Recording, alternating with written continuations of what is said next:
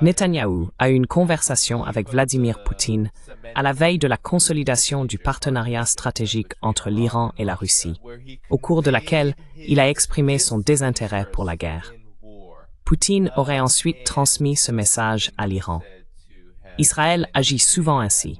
Ils utilisent des négociations ou des intermédiaires, déclarant ne pas vouloir la guerre, puis finissent par frapper et mener des opérations militaires. Mais il y a toutes sortes de discussions sur le réarmement de l'Iran, sur sa recherche de nouvelles armes. Une fuite provenant de Black Mirror a évoqué des armes russes, par exemple les avions Su-35. Et il est maintenant rapporté qu'il chercherait à se procurer des armes chinoises, des systèmes de défense aérienne, voire des missiles, des véhicules aériens sans pilote et des drones en provenance de Chine.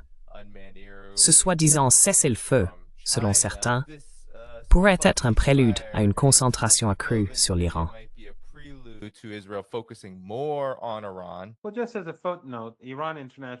Eh bien, juste en guise de note de bas de page, Iran International n'a rien à voir avec l'Iran. C'est un programme de la CIA et du Mossad. Ce sont des agents de l'Empire. Mais ce qui est important, je pense, c'est que le président Poutine a diffusé cette information. Et je pense qu'il l'a fait pour une raison, car il n'était pas obligé de la rendre publique. Je pense qu'il voulait rendre la situation plus coûteuse pour le régime israélien s'il décidait de mener une guerre, ce qui à mon avis est tout à fait possible, qu'il lance une nouvelle attaque. Et je pense que les Iraniens, j'en suis sûr, je sais que les Iraniens se préparent à ce scénario. C'est un peu comme ce que Trump a fait, mais Trump l'a fait sans s'en rendre compte, je pense, lorsqu'il a dit qu'il n'y aurait pas une autre guerre, et il l'a souligné.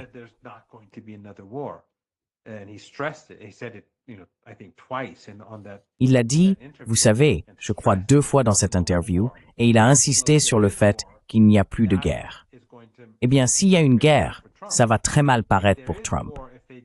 S'il lance une autre attaque éclair contre l'Iran, une autre attaque non provoquée, ce sera une insulte à la Russie et au président Poutine, car cela le fera paraître faible. Et je pense que c'est pour cela que le président Poutine a fait cela. Il voulait placer Netanyahou dans une position difficile. C'est simplement mon interprétation personnelle. Je ne dis pas cela sur la base d'informations privilégiées. Le régime israélien, je veux dire l'une des choses qu'on entend toujours, c'est que les Israéliens gagnent et que la résistance perd.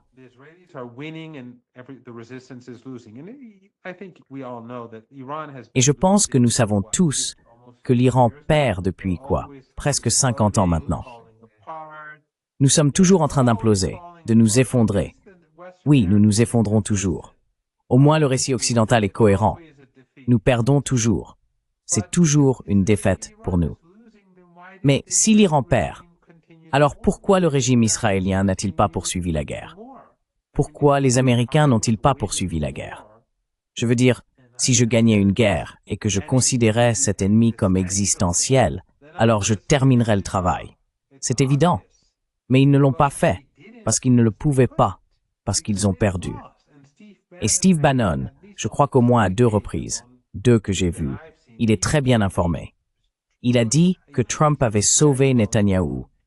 Il a sauvé le régime israélien parce que le régime israélien se faisait écraser.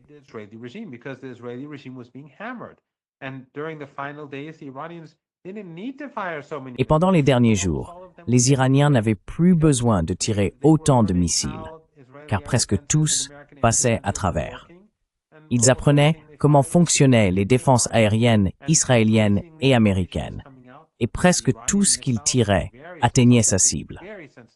De plus en plus d'informations révèlent que certains de ces missiles iraniens ont frappé des sites très sensibles et que les dégâts ont été bien plus importants qu'ils ne l'avaient admis au départ.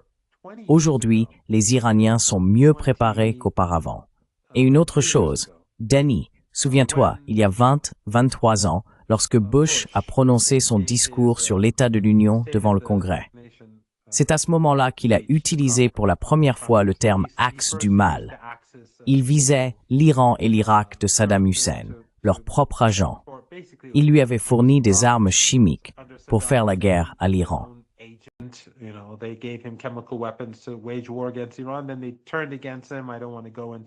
Puis, ils se sont retournés contre lui. Je ne veux pas entrer dans les détails, mais vos jeunes spectateurs devraient simplement se souvenir qu'ils lui ont donné des armes chimiques à utiliser contre les Iraniens et les Irakiens. Et plus tard, ils ont envahi le pays et l'ont détruit au nom des armes chimiques qu'ils n'avaient plus. Il y avait donc l'Iran, l'Irak et la Corée du Nord. L'Iran était vraiment au centre de l'animosité occidentale à cause de la Palestine, parce que l'Iran était indépendant, le seul pays véritablement indépendant de la région, et probablement, à certains égards, le pays le plus indépendant du monde, mais aussi à cause de la position de l'Iran sur la Palestine.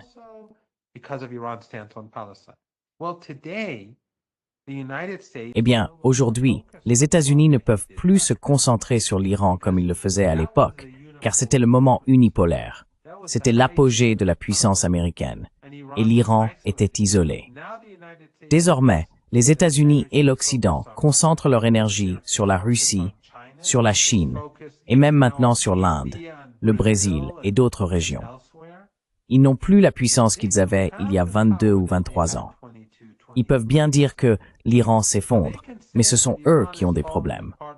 Et la résistance ne disparaîtra pas. Ces experts de think tank aux États-Unis, j'ai entendu cette personne, Sajadpour, qui dit souvent des absurdités, et d'autres. Je ne sais pas exactement ce qu'il a dit, car je ne suis pas ces gens-là, mais ils n'arrêtent pas de dire que l'Iran est faible.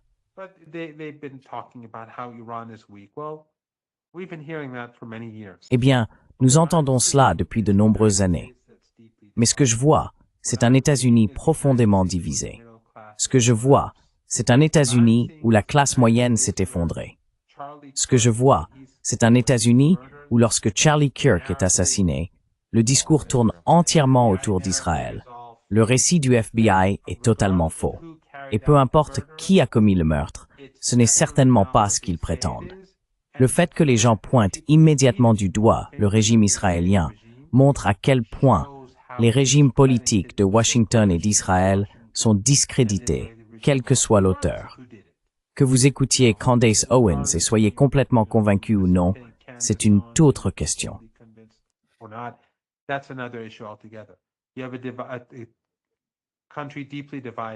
Vous avez un pays profondément divisé, où les forces armées entrent dans les villes, où chaque fois que Trump ouvre la bouche contre la Chine, le marché boursier chute. Ce ne sont pas les États-Unis qu'un Français avait autrefois qualifiés d'hyperpuissance. Nous ne vivons plus dans ce monde-là. Donc, peu importe ce qu'ils disent dans ces think tanks occidentaux, ils ne gagnent pas, ils perdent. Ils ont perdu les cœurs et les esprits du monde. Leurs économies sont en difficulté, surtout celles des Européens, et ils perdent sur le plan militaire. Ils deviennent de plus en plus désespérés.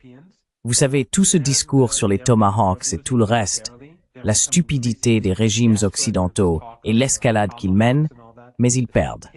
C'est le point que j'essaie de faire valoir.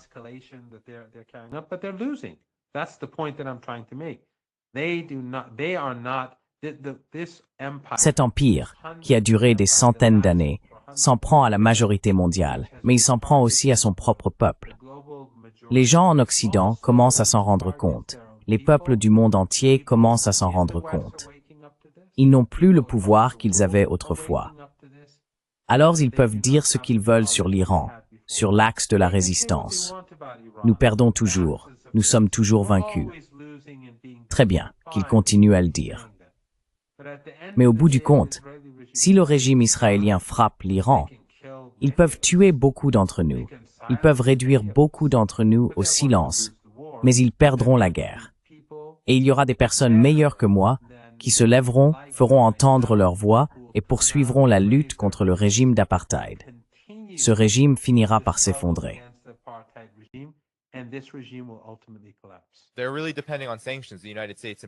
Ils comptent vraiment sur les sanctions, les États-Unis en particulier.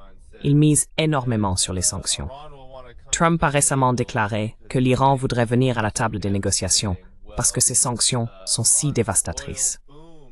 Eh bien, selon des experts qui suivent la situation, le boom pétrolier de l'Iran reprend la production revenant au niveau de 2024, avec la Chine et la Russie comme principaux acheteurs. Donald Trump lui-même, à la Knesset, a dit quelque chose dans ce sens. Il a affirmé que l'Iran est prêt à capituler, en substance.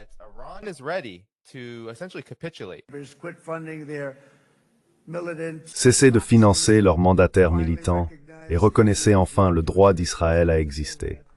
Ils doivent le faire. Ils doivent le faire. Et à l'Iran, et comme vous le savez, ce n'est pas dit par faiblesse, il n'y a aucune faiblesse.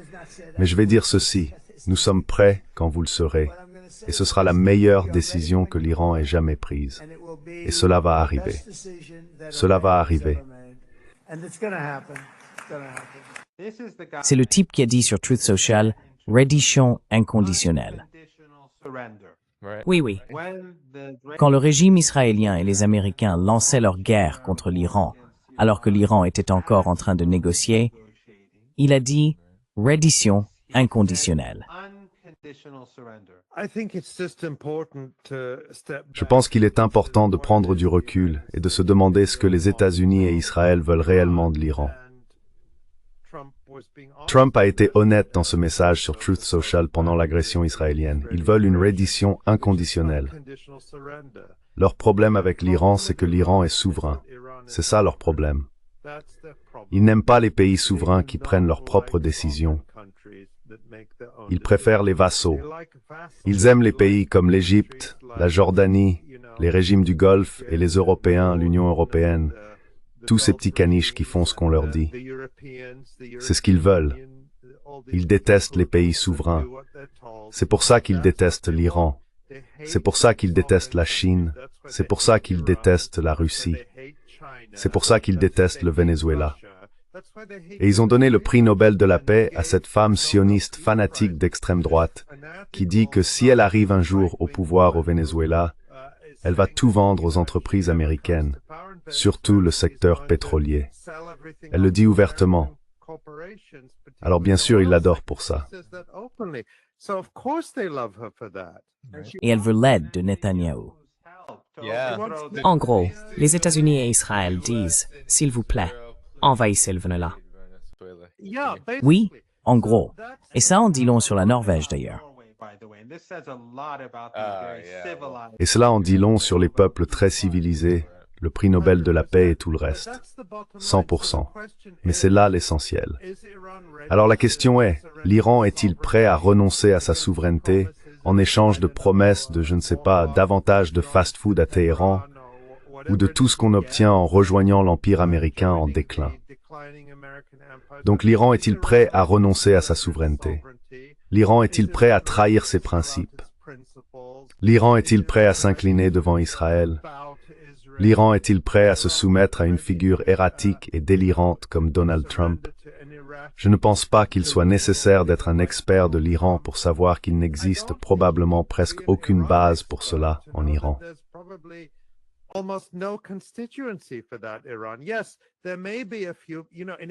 Oui, il peut y en avoir quelques-uns. Dans chaque pays, il y a quelques personnes délirantes qui vénèrent les États-Unis et pensent que les États-Unis sont comme Dieu. Mais je soupçonne que la grande majorité des Iraniens ne veulent pas renoncer à leur souveraineté et ne veulent pas se soumettre aux États-Unis et à Israël. Maintenant qu'ils souhaitent plus d'ouverture culturelle, une exposition à différents modes de vie, ou quoi que soit d'autre qui m'amène chez Billers, c'est celui-ci voir nécessaire que veut voir hittetmi que c'est worth ou se rendre. Bon.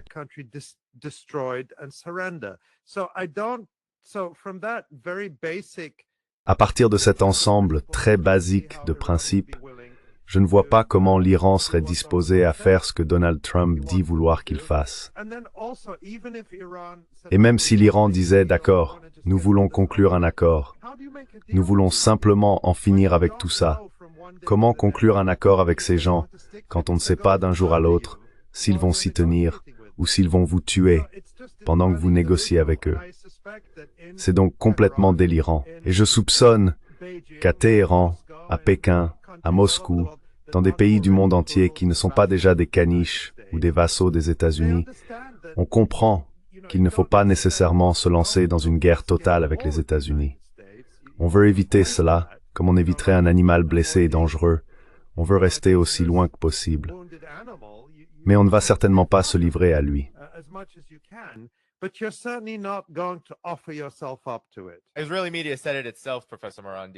Les médias israéliens l'ont eux-mêmes dit, professeur Marandi. L'attention est en train de se déplacer, même s'il y a toutes sortes de tentatives pour brouiller le récit. La priorité d'Israël, c'est tirer de Israël Hayom, se déplace vers l'Iran alors qu'une nouvelle guerre se profile. Je veux simplement lire ce passage où il est dit qu'il semble placer Israël et l'Iran sur la voie d'une confrontation renouvelée, avec une accumulation de missiles balistiques par l'Iran. Et puis, bien sûr, il y a les discussions en cours sur l'enrichissement à Natanz et sa reconstruction. Et ensuite, bien sûr, les sanctions ou l'absence de sanctions contre l'Iran, les négociations en cours avec l'Europe et les États-Unis étant considérées comme des déclencheurs possibles. Tout cela ressemble simplement à des récits recyclés.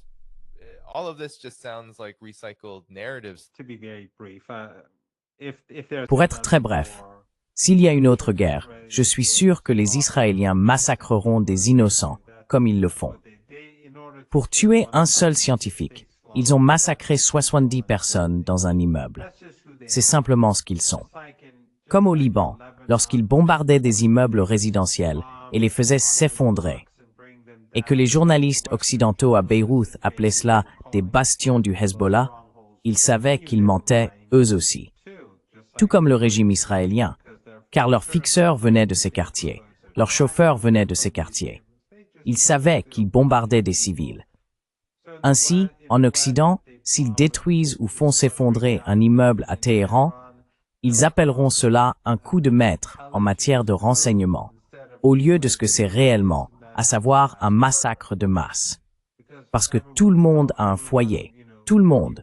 Vous savez, les gens vivent dans des maisons ordinaires à Téhéran, tout comme dans d'autres pays.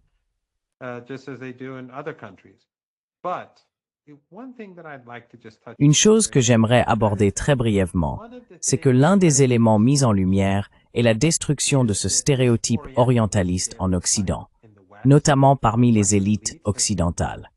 On dit toujours qu'en Occident, il existe une société civile, des contre-pouvoirs, et que l'État n'est pas dépendant des individus, ce genre de discours. Mais bien sûr, ce sont des oligarchies, comme nous l'avons constaté, surtout aujourd'hui aux États-Unis, où les oligarques sionistes prennent de plus en plus le contrôle.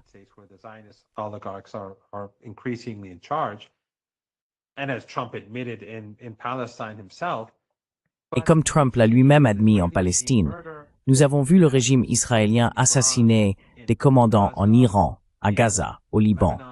Nous les avons vus assassiner des politiciens, des scientifiques et des membres de la société civile. L'Iran ne dépend d'aucun individu. Le Hezbollah et la résistance ne dépendent pas d'individus. Même si Sayed Hassan Nasrallah était l'un des plus grands hommes de notre époque, Gaza et la Palestine ne dépendent pas d'individus. Même si Yahya Sinwar est une icône de la résistance pour le monde. Il y a des milliers de Yahya Sinwar. Des milliers. Nous sommes tous Nasrallah. Et en Iran, c'est la même chose.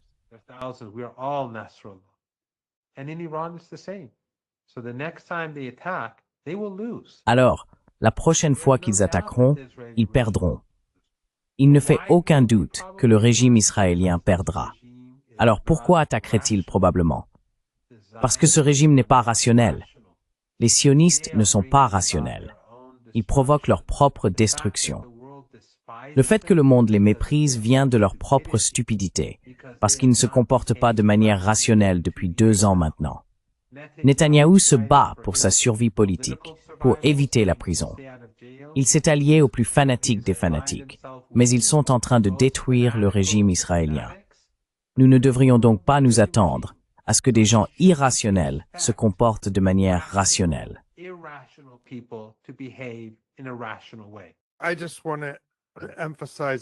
Je veux simplement souligner encore une fois que la solidarité des personnes du monde entier a été absolument cruciale pour provoquer ce changement mondial en faveur de la libération palestinienne et pour isoler les gouvernements.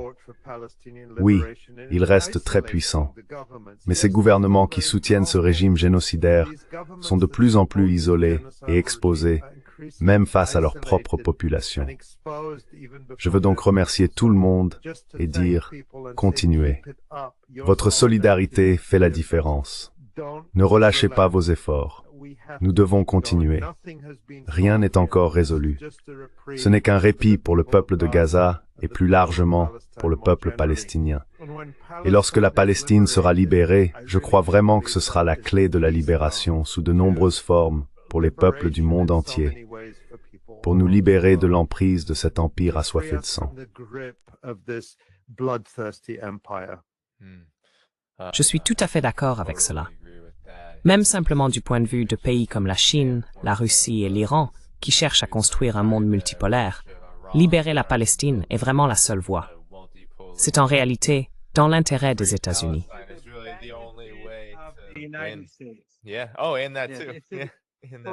Oh, et cela aussi, que le régime israélien s'effondre complètement. C'est dans l'intérêt des États-Unis, dans l'intérêt de l'Europe, dans l'intérêt de tout le monde. Bien sûr, oui. Et surtout, peut-être, aux côtés des Palestiniens, c'est dans l'intérêt des Juifs qui s'opposent à ce régime génocidaire.